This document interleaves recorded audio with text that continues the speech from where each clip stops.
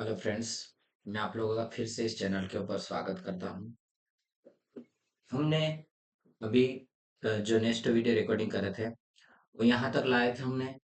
और S F six gas insulated sub station अब ये वाला हमारे पास है और ये इस चैप्टर का लास्ट है टॉपिक। उसके बाद हम इस सब्जेक्ट से रिलेटेड जितने भी इम्पोर्टेंट पॉइंट्स हैं, जैसे कि इसमें आप देख सकते हैं ये ऐसे पॉइंट है, इन सभी को अपन रीड करेंगे जो मेन मेन पॉइंट है इनको। ठीक है, तो आज ये छोटा सा वीडियो रहेगा लास्ट, फिर हम मशीन को स्टार्ट करने वाले हैं इसके बाद।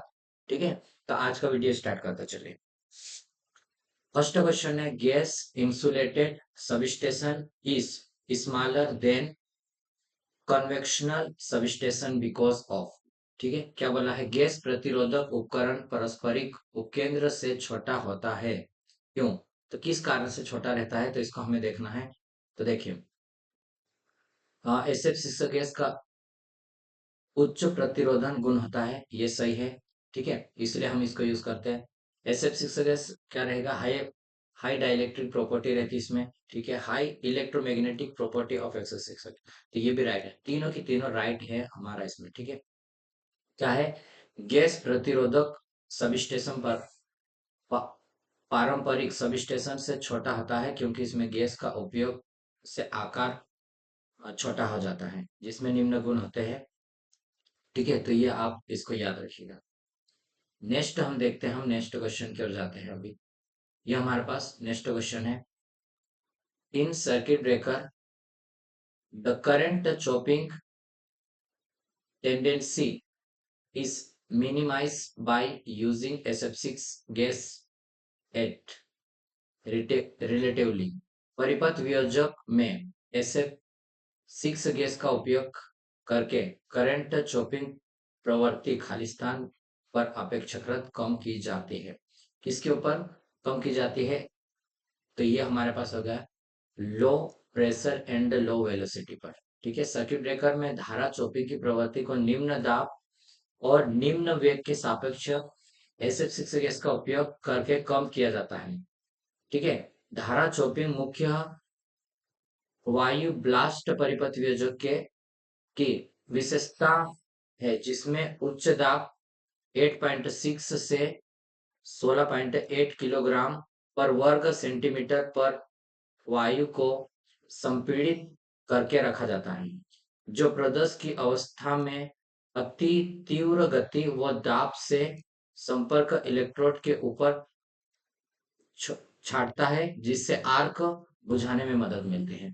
ठीक से, नेक्स्ट है अभी, an explain for class D fire. Class D fire के बारे में हमें एक्सप्लेन करना है। तो ये क्या है, फायर ऑन द ज्वलनशील धातु में आग लगना रहता है, धातु में डी कैटेगरी में आते हैं। ठीक है, और ए में जो लकड़ी में लगती है वो ए कैटेगरी में आएगी, और लिक्विड में लगना जैसे कि ऑयल के कारण लगना बी में आएगी। ठीक है, तो ये याद रखना आप। नेक्स्ट है, which of the following device is commonly use for lightning protection.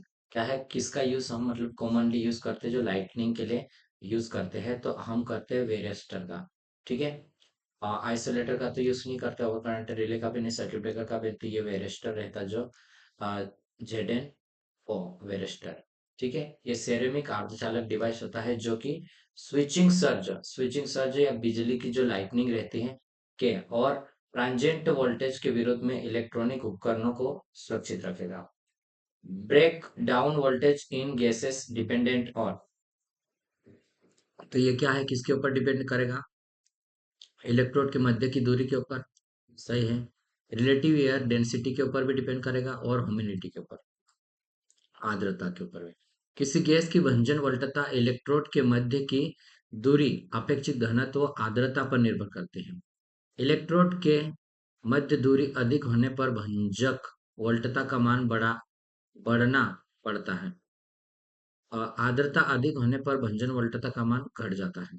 ठीक है, एसएफ6 गैस की टूटने की क्षमता है, टूटने की क्षमता एसएफ6 गैस की टूटने की क्षमता है, तो ये किसमें रहेगी, 90 केवी पर सेंटीमीटर में रहेगी। एसएफ6 गैस टूटने की क्षमता 90 केवी जब रहेगा ना तब वो टूटेगी। ठीक है, वे सर्किट ब्रेकर जिनमें SF6 गैस विद्युत रोधी गैस का उपयोग करते हैं, अर्थात जिनकी संपर्क SF6 गैस के माध्यम से खुलती है तो बंद होती है, सर्किट ब्रेकर कहलाते हैं। SF6 गैस 5 किलोग्राम प्रति सेंटीमीटर स्क्वायर में रहते, दाब रखा जाता है इसमें।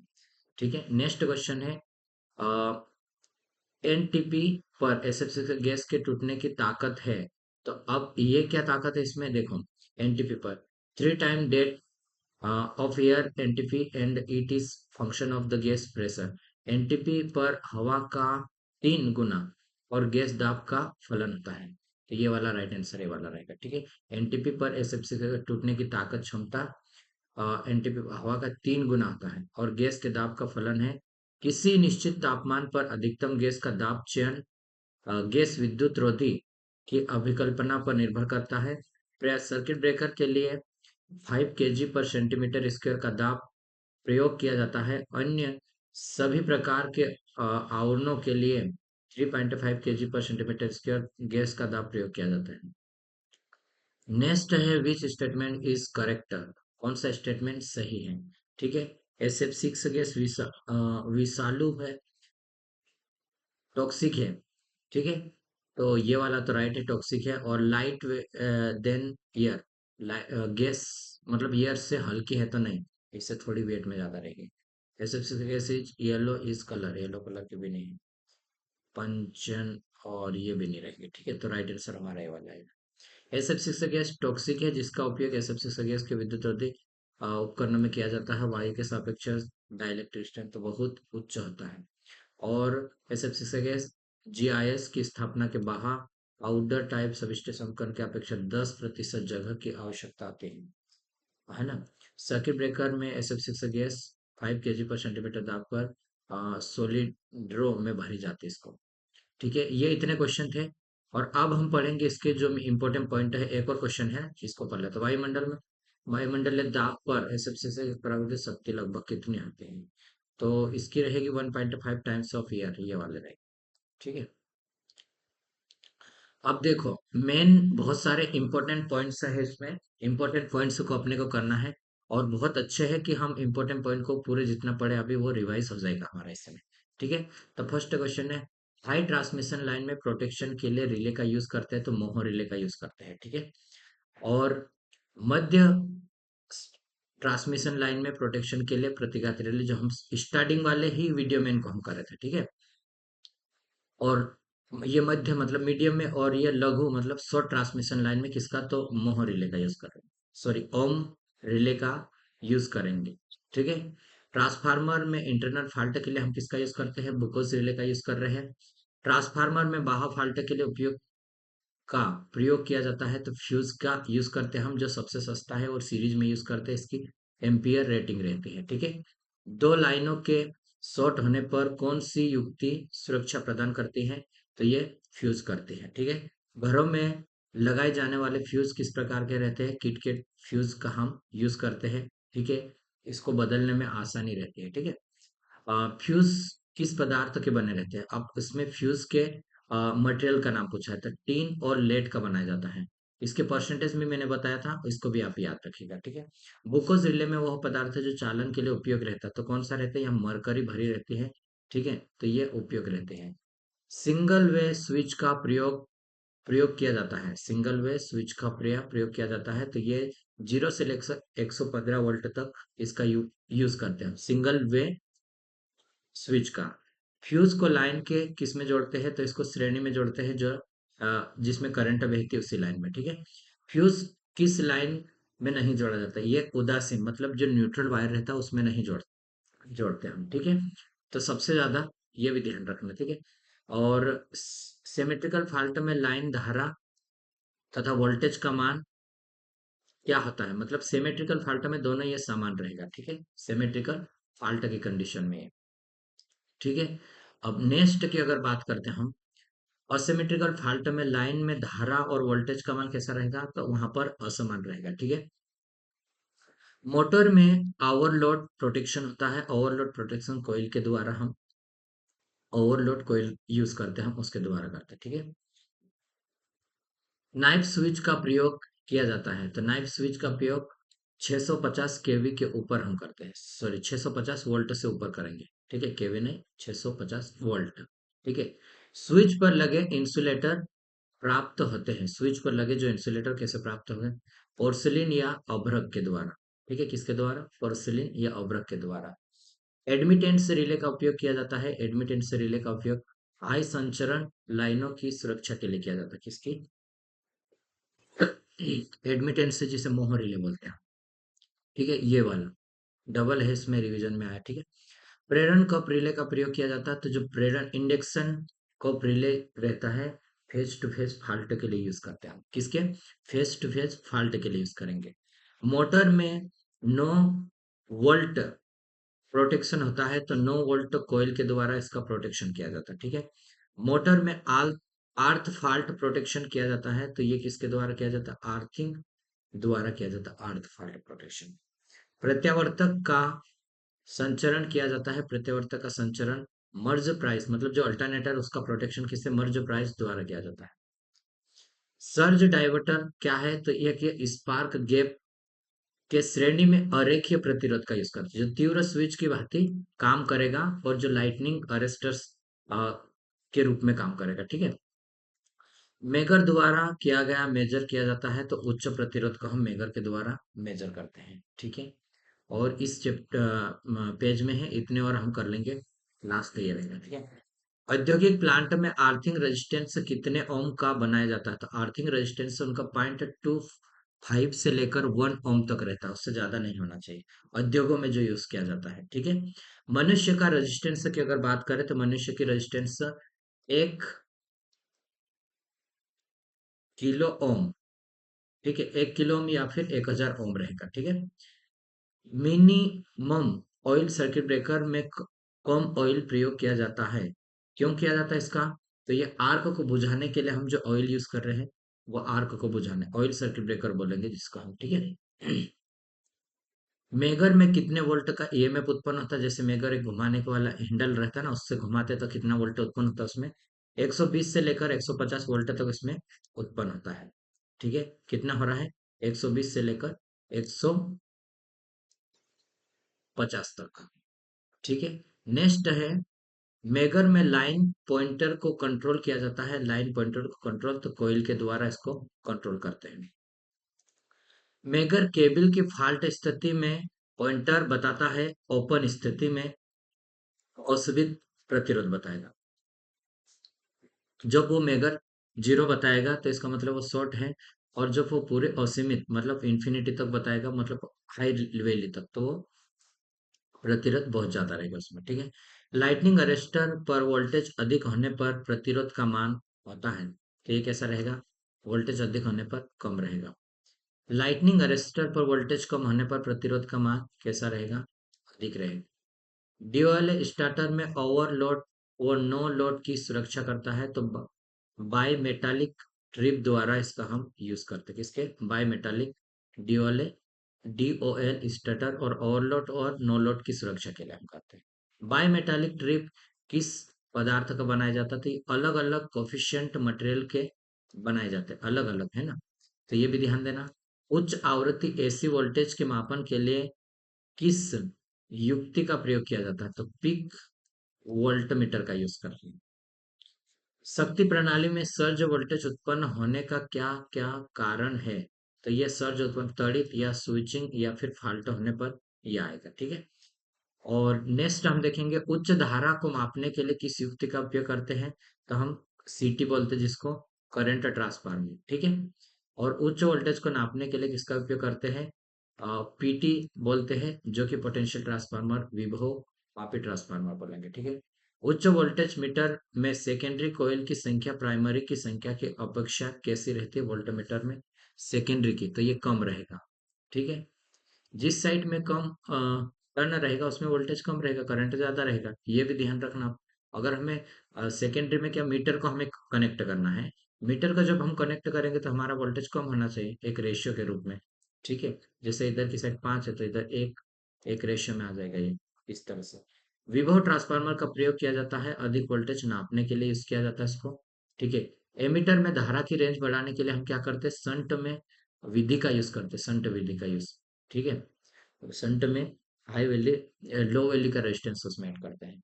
और वोल्ट मीटर में वोल्टेज की रेंज बढ़ाने के लिए हम क्या करते हैं, गुणक विधि, जो कि हाई वैल्यू रेजिस्टेंस से सीरीज में इसको कनेक्ट करेंगे। ठीक है। रिले फ्यूज किस अवस्था में प्रयोग किया जाता है, तो मोटर की सुरक्षा के लिए हम रिले फ्यूज का यूज करते हैं।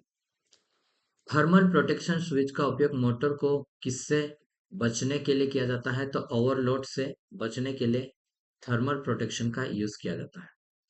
मोटर पर लोड बढ़ाने पर लोड धारा का मान होता है, लोड धारा का मान होता है अधिक होता है, मोटर पर लोड बढ़ाता है। मोटर को ओवरलोड से बचाने के लिए स्विच का प्रयोग करते हैं, तो थर्मल स्विच का यूज करेंगे हम।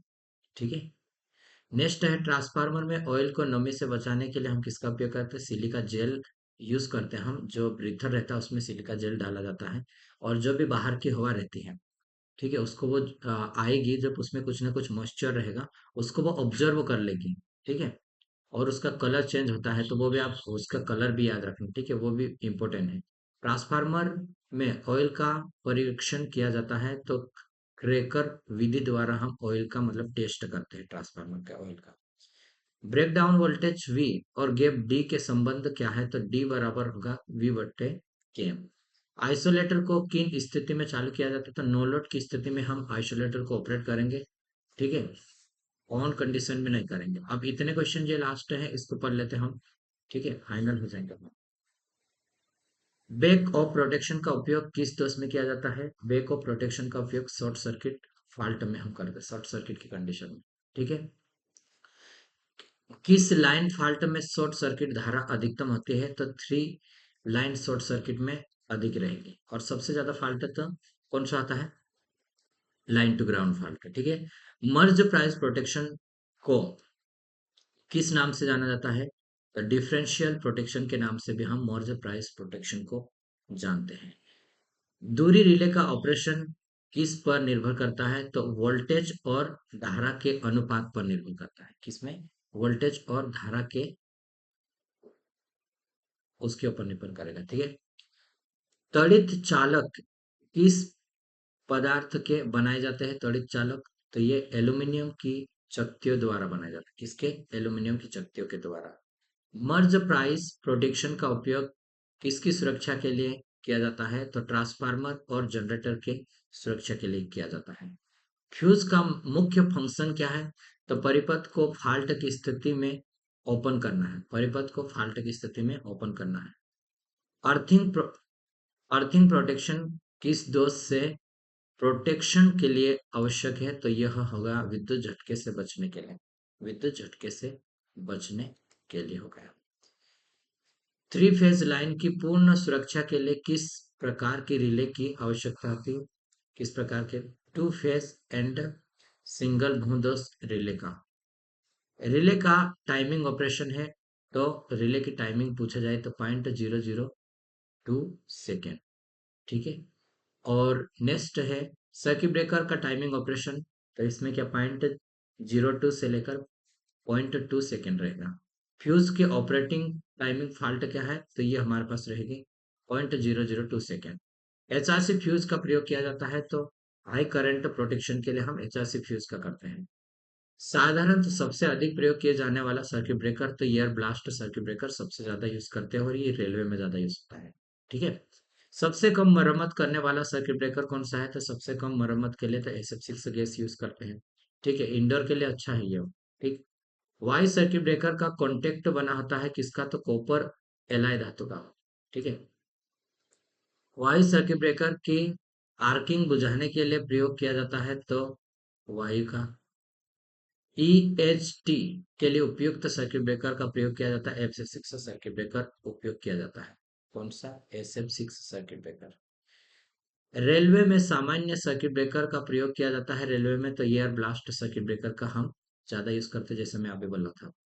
रिमोट ऑपरेशन के लिए सर्किट ब्रेकर में होने चाहिए, संट ट्रिप होने चाहिए, तो वो रिमोट से ऑपरेट हो सकती है। ठीक है। सर्किट ब्रेकर की मेकिंग करंट सामान्य पर की जाती है, तो अधिक मान पर।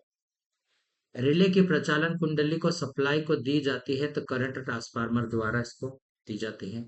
यदि सर्किट ब्रेकर में आर्क की लंबाई बढ़ती है, तब आर्क प्रतिरोध कैसा होगा, अधिक होगा। रिएक्टर का उपयोग किया जाता है शॉर्ट सर्किट की स्थिति में हम करते हैं, करंट को लिमिट करने के लिए हम यूज कर रहे हैं, ठीक है। सबमेरीन में उपयुक्त स्रोत है तो बैटरी का उपयोग करते हैं हम सबमेरीन में, ठीक है, स्रोत के लिए। स्लिप रिंग मोटर में स्टार्टिंग करंट को कम किया जाता है तो रोटर में प्रतिरोध को जोड़कर इसको किया जाता है, ठीक है। तो ये हमारे पास था, इतने क्वेश्चन थे, इंपॉर्टेंट पॉइंट थे इसमें, और इसमें समथिंग 6-7 क्वेश्चन थे मेन, बस इतना ही। तो एक छोटा सा वीडियो है, तो इसको अवश्य देख ले आप। और डायरेक्ट इस वीडियो के ऊपर आए तो हमने जितने भी क्वेश्चन हैं गियर्स, गियर या सेफ्टी से रिलेटेड जितने भी हमारे आ रहे question, switch gear and protection वाले, सर्किट ब्रेकर हो गया, रिले हो गया, फ्यूज हो गया, सारे क्वेश्चन को हम एक एक क्वेश्चन को डिस्कस किए हैं। और साथ में उसका हमने एक प्लेलिस्ट बना दिया है, उस प्लेलिस्ट में सभी वीडियो है। ज़्यादा वीडियो नहीं है, 7 से 8 वीडियो रहेंगे आई थिंक। और ये ज़्यादा लंबे वीडियो भी नहीं है, इसको आप मतलब कुछ भी चल रहे फिरते गाड़ी चला रहे कहीं पे भी आप सुन सकते हैं, उसको कर सकते हैं। ओनली थ्योरी है इसमें, और आपकी तैयारी को मजबूत कर सकते हैं। तो वीडियो देखने के लिए धन्यवाद। अब हम मिलेंगे नेक्स्ट वीडियो में।